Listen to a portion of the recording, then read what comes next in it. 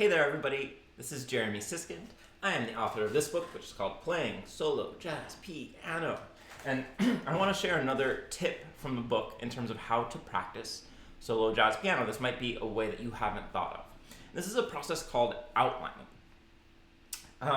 And this is something that I learned from my teacher, Sophia Rosoff, who was an incredible classical piano teacher who taught many of the great jazz pianists, including people like Barry Harris and Fred Hirsch. And Sophia herself was the last living student of Abby Whiteside, an incredible pedagogue. And this tradition of outlining comes from that classical tradition, starting with Abby Whiteside. And I'm going to start by showing you how this works in terms of classical piano, and then I'll show you how I've adapted it to practice for jazz piano. So I'm going to go to my iPad here, and this is a Chopin etude where you practice playing sixths in the right hand, and I'm not a very good classical pianist, but I'll fake my way through it. So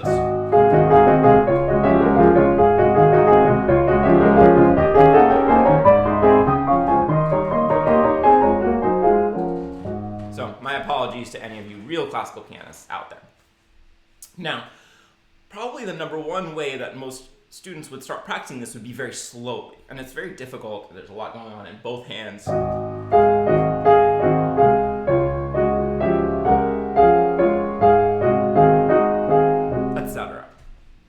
And there's a lot of good in practicing slowly, and I recommend that you absolutely continue doing it. But when you're practicing slowly, it doesn't necessarily always prepare you to really play fast, because we actually want to use different groups of muscles when we play slow and when we play fast, right? And it's also sometimes hard to hear the music really when we're practicing slowly. When you practice slowly, what it encourages is us hearing from note to note, right? We hear from this to this to this, because we're just going at that slow tempo. And so what we lose orally is our phrase-wise hearing, right? The ability to hear, if that's how you're going to phrase it, right? So in these two ways, slow practice doesn't actually cover all of our bases. While it's a good way to learn the notes, it's actually not a great way to learn the music. So outlining can be a good addition to your slow practice to help you really hear the music and come up with the correct motions at the piano with your body, in addition to finding the right notes. So when you outline, what you want to do is you're going to eliminate notes. You're going to choose the most important notes in a measure and practice playing only those. It's as though you're building a fence and you're putting in each of the fence posts, a few yards apart, and then you're going to connect in between those. Now, there's not a single way to find an outline, and your outline is going to be itself an interpretation. It's an art rather than a science. But a good outline should kind of inherently make musical sense, and it should allow you to hear the sway, the general rhythm, and the general harmonic motion of the piece. So for this piece, I'm going to start with an outline of every half note. Okay, so I'm highlighting here. I'm going to play basically every other beat. And listen to how this sounds. So I'm going to take it now at tempo, but just playing these highlighted notes, these highlighted chords.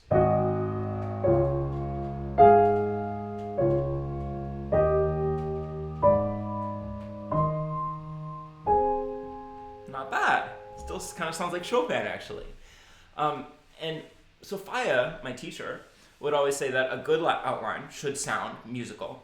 And when you're practicing an outline, you actually don't want to listen for the notes in between. So you don't want to be thinking,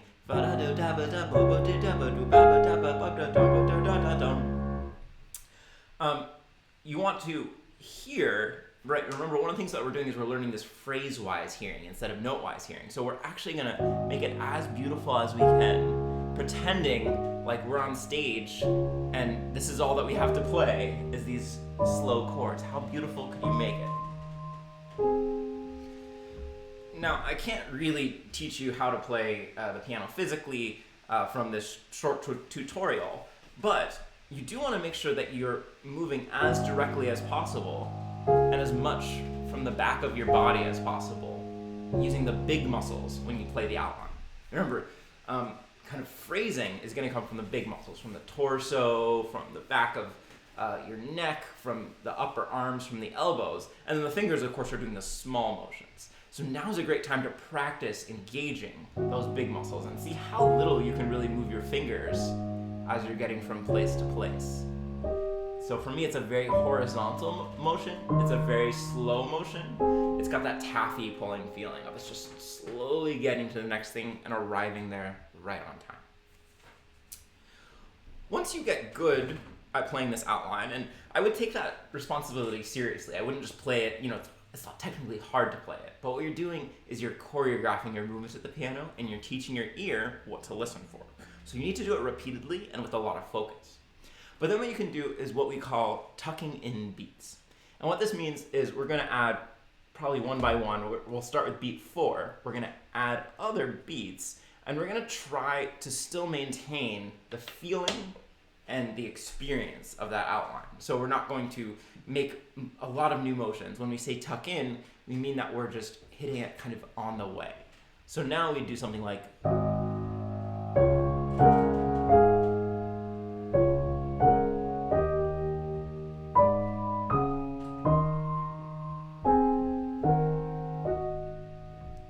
It's so much fun. It's so liberating to play that like that instead of trying to play the whole thing. And it feels really musical. Okay, so now we've got 2 out of 4 measures, so let's add in beat 2. And now we'll have all 4 quarter notes. And again, you might have to go back and play the outline again to train your ear and remember how that original outline is supposed to sound so that your ear doesn't get too caught up trying to hear each little thing. So...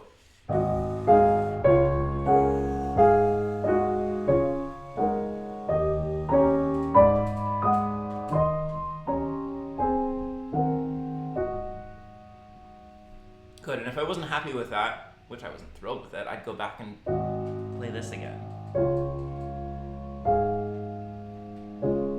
Okay, and now can I maintain that?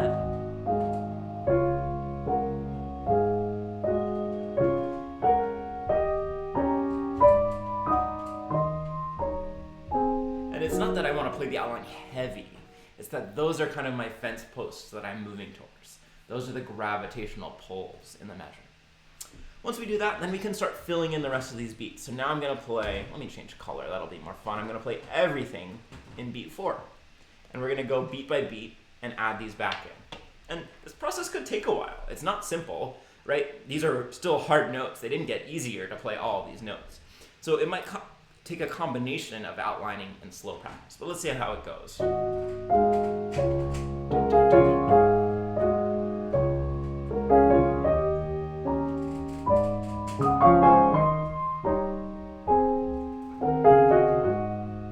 See, I've played this piece for years and I'm still not very happy with that, right? It still feels kind of rushed, and I don't want it to feel rushed. Let me see if I can do better.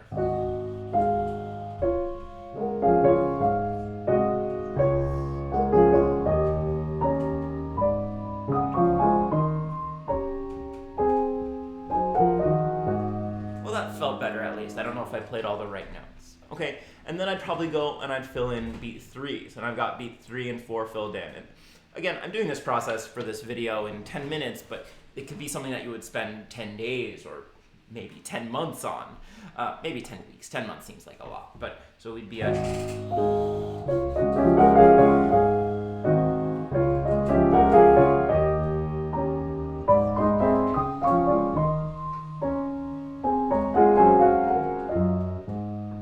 sloppy, but I like the feeling of it, and I'm trying to tune back into that outline. So if at any point you lose that in your ear, get back here. You can always go back to that original outline.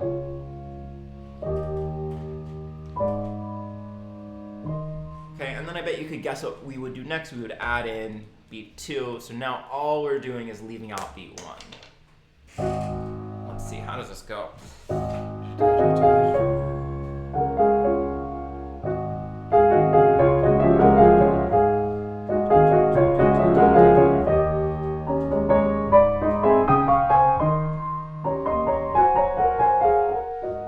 Did well, my left hand didn't do so well, and that's fine for now.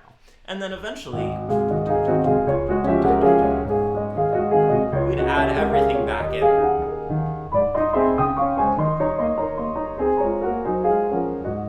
actually, it's funny, even doing this demonstration, I don't know how well you could hear it, but I can feel a total difference in my playing. It's so much lighter, it's so much more horizontal. I'm struggling less hitting every, hit each individual note.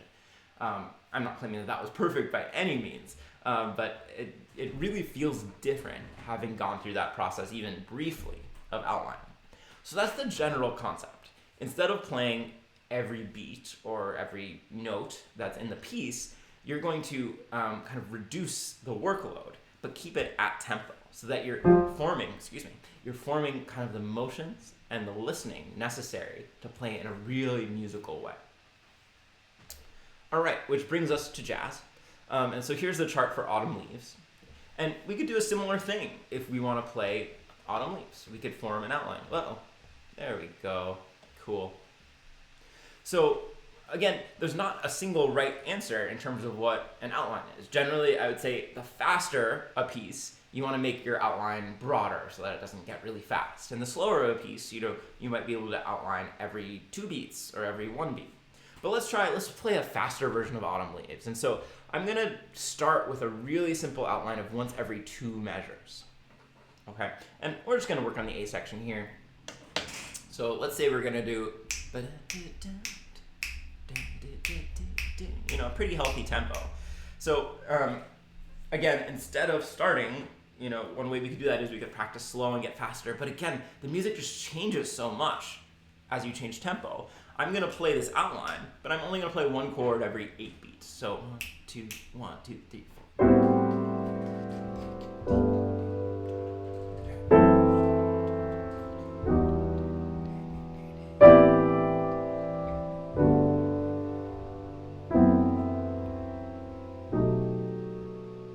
Enough time to really think and to try to come up with some creative chords and some creative solutions. Put on a timer, do that for a half hour, see what you come up with. And in terms of what these chords are, I really leave that up to you. This exercise could be anything. You could try to frame the melody on top. You could play it with a root note. You could play it without a root note. You could try to really make a smooth melodic line. You could try not to make such a smooth melodic line. Again, however your outline is going to affect the way you play eventually. So I would encourage you to be creative, but also to personalize and make it kind of individual. So let's try it again. Let's come up with something else. Yeah,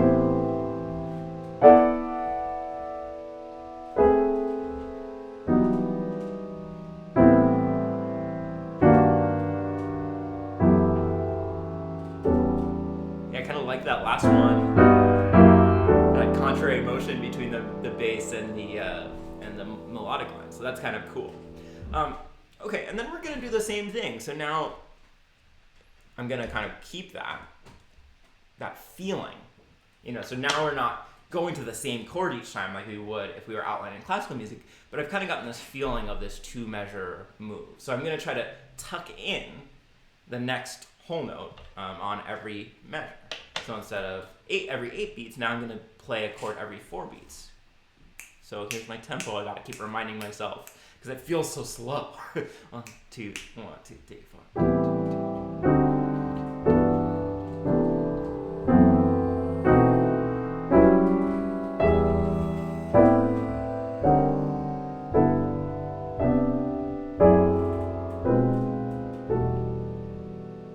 Cool.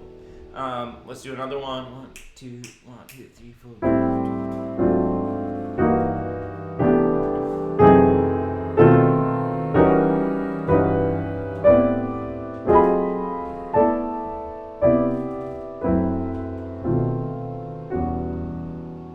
So each one's a little different.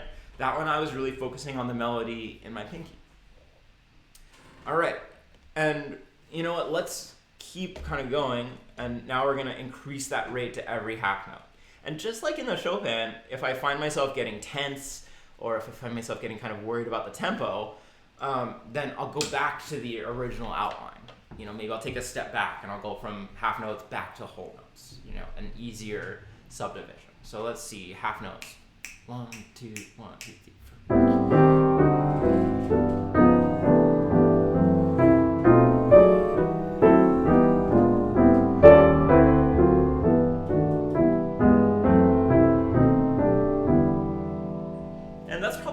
hard for a lot of people. You're moving pretty fast to find a new chord. One thing that you could do is instead of finding a new chord, you could find just a new melody note.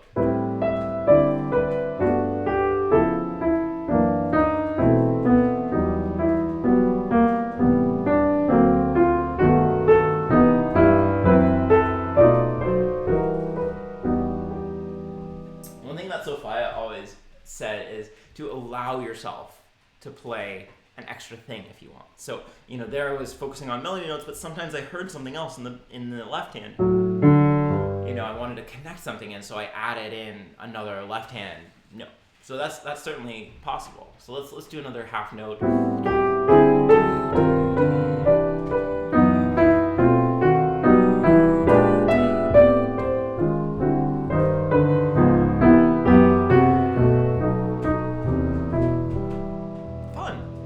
I love doing this. I get outline all day. Okay, and then I want to add in some quarter notes. So let's do that. I don't have to diagram out every quarter note for you guys. I'm sure you can figure it out. And here, I'm definitely going to be playing more melodically. It's pretty tough to find a new voicing every quarter note at this tempo.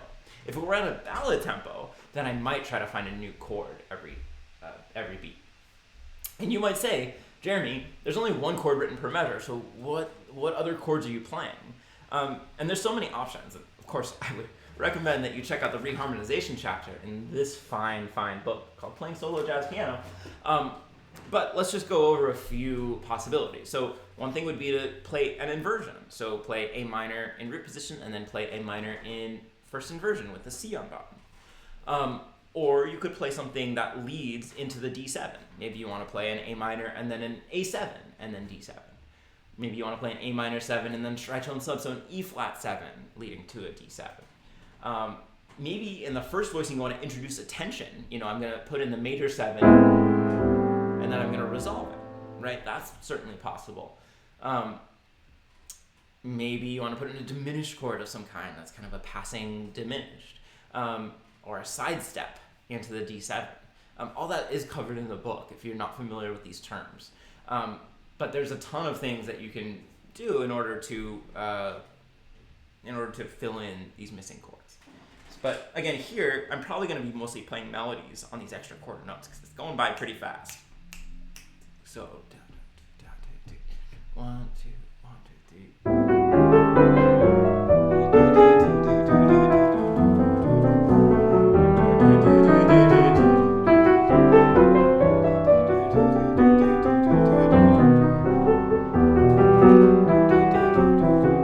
Okay, so there's that first 2 A section. Let's do one more.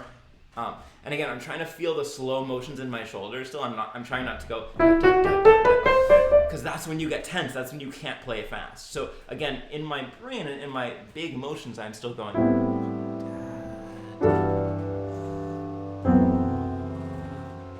Now I'm just going.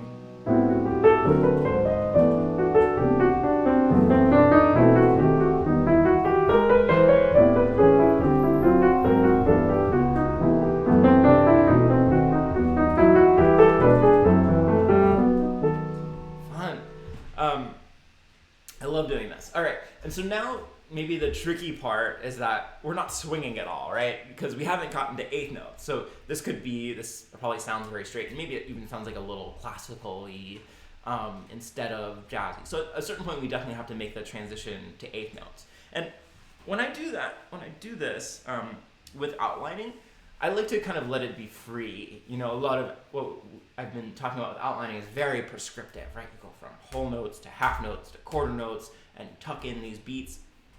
But with the eighth notes, I kind of like them. I like to allow them to bubble up or kind of gurgle out of the surface as they come. So it's a little bit looser of an exercise. So I might start with those quarter notes.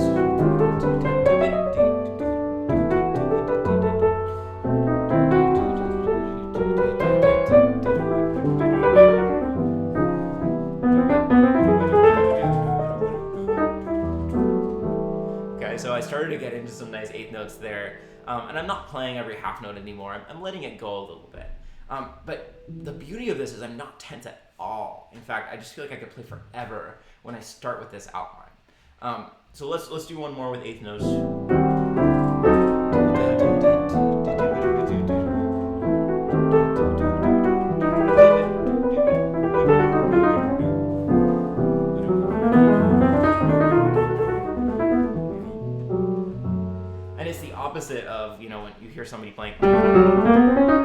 fingery, you can hear that these phrases are very flowing. They're very fluid. They're clearly phrases.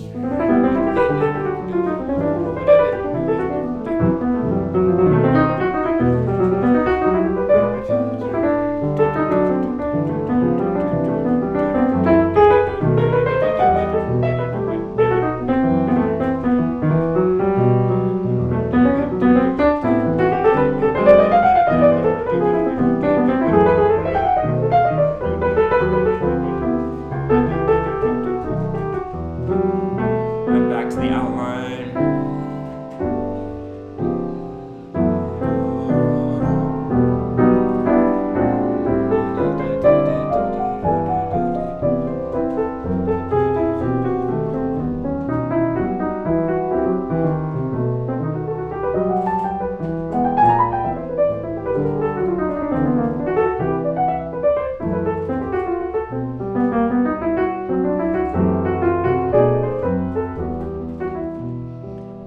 So I love this because it doesn't feel fast anymore. Because my internal tempo isn't, even though that is a tempo, my tempo is.